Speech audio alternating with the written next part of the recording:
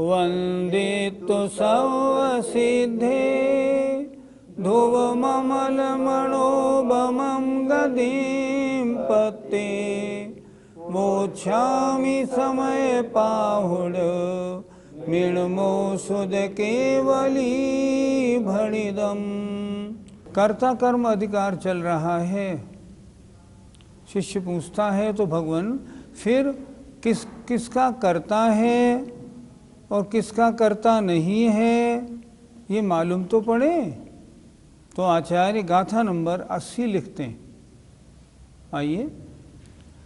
कम्मस्य परिणामं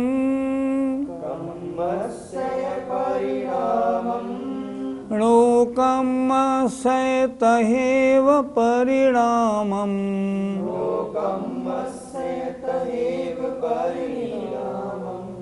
न करे दिए दुमादा जो जान दिसो हवदिनाणी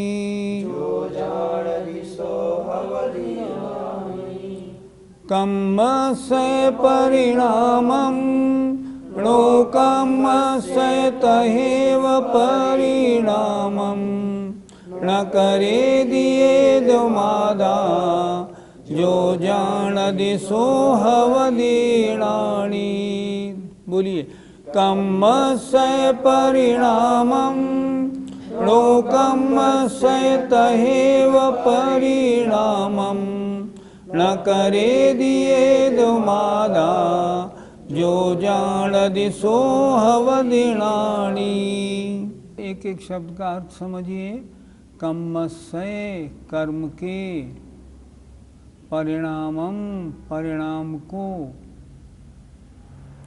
तहेव इसी प्रकार, नो कम्मस्य नो कर्म के, परिणामम परिणाम को।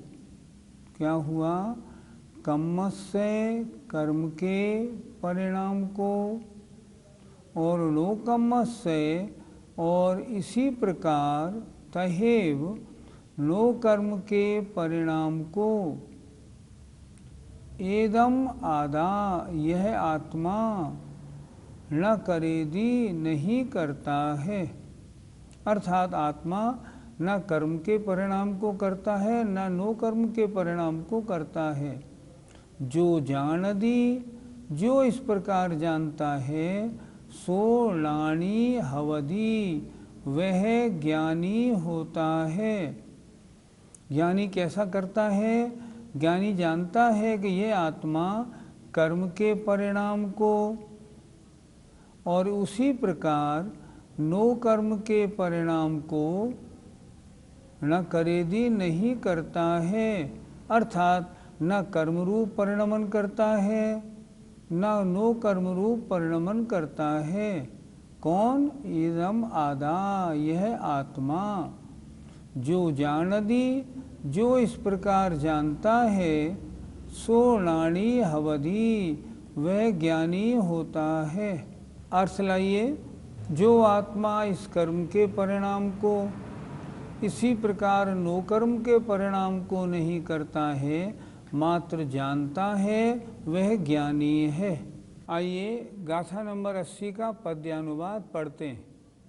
नो कर्म रूप जड़ पुद्गल काय का भी मोहादि कर्म रति राग विभाव का भी करता न आत्म रहा इस भांति ज्ञानी है जानते हृदय से सुन संत वाणी। शिष्य ने प्रश्न किया तो पुण्य पाप आदि परिणामों का कर्ता आत्मा है या नहीं? तब आचार्य गाथा नंबर 81 में समझा रहे हैं। कर्ता आदा भणि दो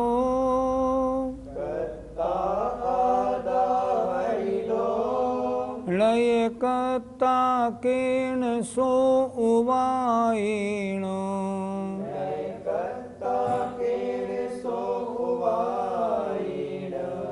धम्मादि परिणामे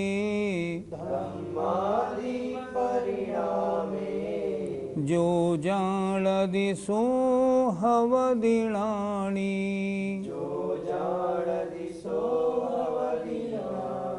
बोलिए कत्तादा भणिदो नये कत्ता केण सो उवायेण धम्मादि परिणामे जो जाणदि सो हवदिणानि कत्तादा भणिदो नये कत्ता केण सो उवायेण धम्मादि परिणामे जो जाणदि सो हवदिणानि। आइए अर्थ समझते हैं। कर्ता कर्ता आदा आत्मा आत्मा कर्ता कही गई है और नए कर्ता और कर्ता नहीं कही गई है।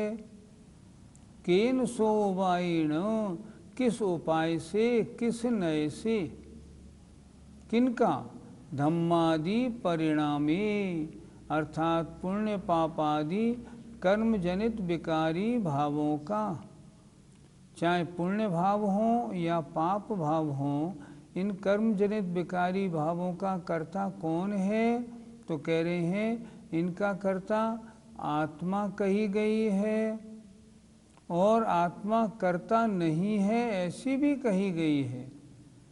केण सो उपायेन किस उपाय से अर्थात किस नई से ऐसा कहा है। जो जानदि जो जानता है वह होता है ज्ञानी। यहाँ क्या बता रहे हैं आत्मा के जो पुण्य पाप आदि कर्म जनित विकारी भाव हैं आत्मा में जो पुण्य पाप रूप परिणाम आए हैं पुण्य पापादि रूप परिणामों का कर्ता आत्मा कहा गया है एक नए से और कर्ता नहीं है एक नए से। तो किस नए से कर्ता कहा गया किस नए से कर्ता नहीं है ये कहा गया है। जो जानदि जो जानता है सो ज्ञानी होता है। अज्ञानी तो जानता ही नहीं लेकिन ज्ञानी जानता है कि इन पुण्य पाप आदि परिणामों का करने वाला आत्मा कर्ता कहा गया किसने से कर्ता नहीं है कहा गया तो किसने से। और जो इसको भली प्रकार जान लेता है वह ज्ञानी होता है। जो जानदि सो हवदिणानि जो जानता है वह ज्ञानी होता है। हम भी अगर ज्ञानी बनने तो हम भी जाने कि पुण्य पाप आदि कर्म परिणामों का कर्ता आत्मा किस तरह है और किस तरह नहीं। किसी एक नए से माने व्यवहार नए से आत्मा पुण्य पाप आदि परिणामों का कर्ता है और किसी एक नए से निश्चय नए से आत्मा इन परिणामों का कर्ता नहीं है। इस प्रकार जो जानता है वह ज्ञानी होता है। पंडित जी आत्मा पुण्य परिणामों का कर्ता किस कारण नहीं है। पुण्य परिणाम का मतलब हुआ मंद कषाय रूप परिणाम। मंद कषाय रूप परिणामों का करने वाला कौन मंद कषाय रूप उदय वो इन परिणामों का करने वाला है। आत्मा इन परिणामों का करने वाला नहीं। ये आत्मा के परिणाम नहीं किस नए से निश्चय नए से। अगर व्यवहारने से बात करें तो करने वाला है। पूजा की स्वाध्याय किया जो पुण्य परिणाम किए ये परिणाम किसने किए ये आत्मा ने किए। लेकिन क्या ये आत्मा के स्वभाव परिणाम है नहीं आत्मा के स्वभाव परिणाम नहीं ये विभाव परिणाम है। ये कर्म के उदय में किए गए परिणाम हैं। आत्मा के कौन से परिणाम कर्म के उदय से नहीं है अर्थात शुद्धोपयोग के परिणाम कर्म के उदय से नहीं है। इसलिए पुण्य रूप या पाप रूप जो परिणाम आत्मा करता है वे आत्मा के परिणाम हैं तो व्यवहारने से हैं, निश्चय की दृष्टि में ये आत्मा के परिणाम नहीं हैं। इसलिए आत्मा पुण्य परिणामों का करने वाला व्यवहारने से है, पर निश्चय से उनका करने वाला नहीं है। ये अध्यात्म शास्त्र है, इसलिए अगर आप उनमें उनका अपने को करने वाला मानते हैं तो ये दूषण है, अज्ञानता है। यहाँ तो आत्मा का स्वभाव कैसा है ये बताने की कोशिश है। आत्मा स्वभाव से इन परिणामों को नहीं करता, इसलिए आत्मा इनका करता नहीं है। करने वाला है तो व्यवहारने से है, निश्चयने से नहीं। पंडित जी, धर्म परिणामों का कर्ता तो आत्मा होना चाहिए। आचार्य इसकी मनाही कहाँ कर रहे हैं?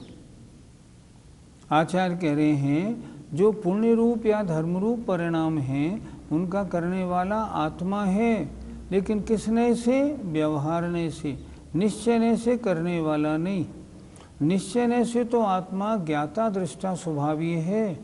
अगर उस स्वभाव वाला है तो वह पुण्य पाप परिणामों को करने वाला नहीं होता। व्यवहारने से वो धर्म पुण्य आदि परिणामों का करने वाला होता है। वही तो यहाँ कहा कि धर्म आदि परिणामों का कर्ता किस नए से है और किस नए से नहीं है, ये जो जानता है वह ज्ञानी होता है।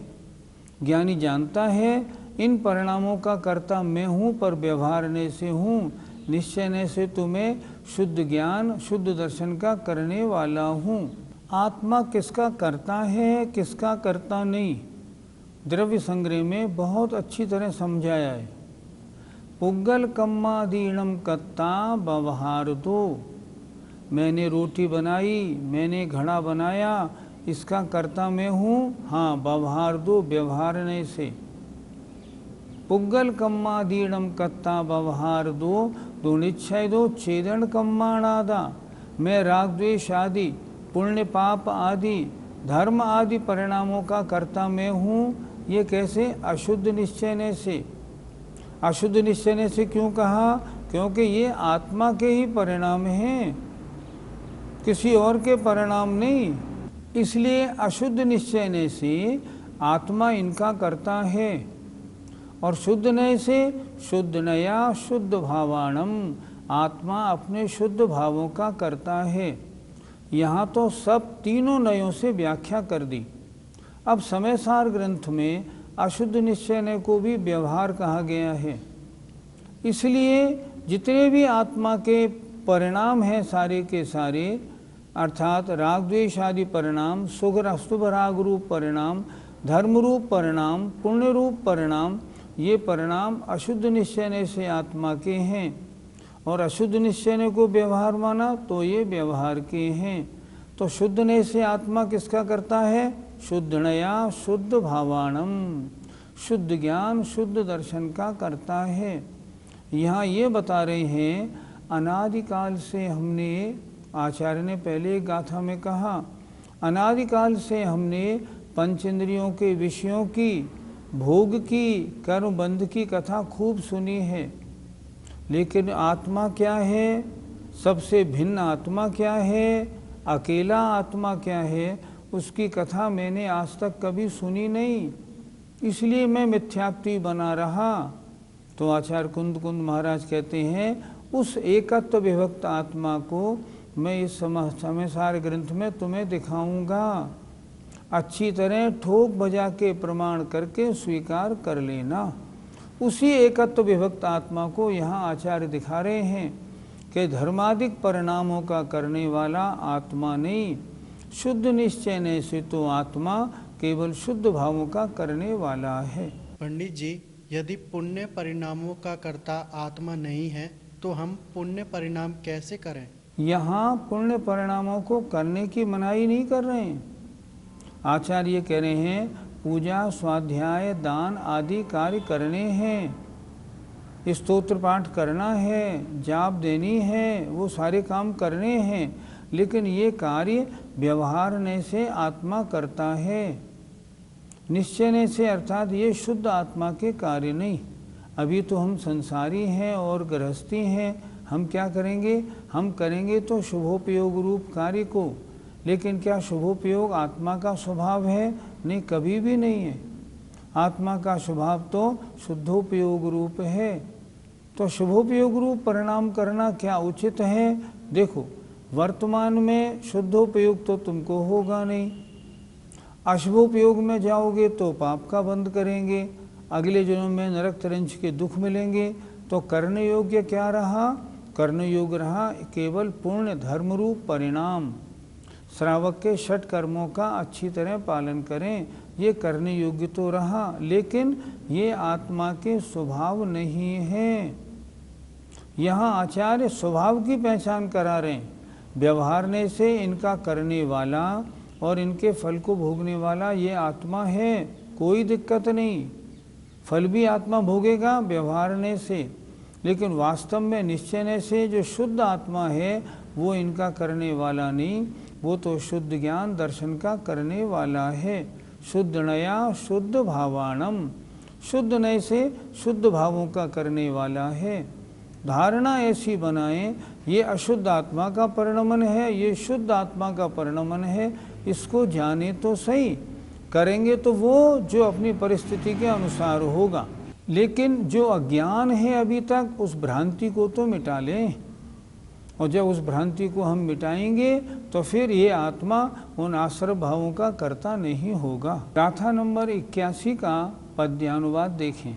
आत्मा अशुद्ध नय से पर भाव करता, होता विशुद्ध नय से निज भाव करता। धर्मानुराग तक को परमान ज्ञानी, विश्रांत हो स्वयं में बनते न मानी। कितना अच्छा पद्यानुवाद है। नीचे की 2 पंक्तियां देखें। धर्मानुराग तक को, धर्म के अनुराग को, पूजा अच्छी लग रही है, भक्तिभाव से कर रहा है, स्वाध्याय कर रहा है, ये भी परभाव है, इसको भी परभाव मानो। तो हम क्या करें? विश्रांत हो स्वयं में, मतलब अपने में आनंद ले, अपने में आके ठहर जा। बनते न मानी, इसमें मान की बात कुछ नहीं है, लेकिन अपने में ठहरना ही श्रेष्ठ है। जय जिनेन्द्र।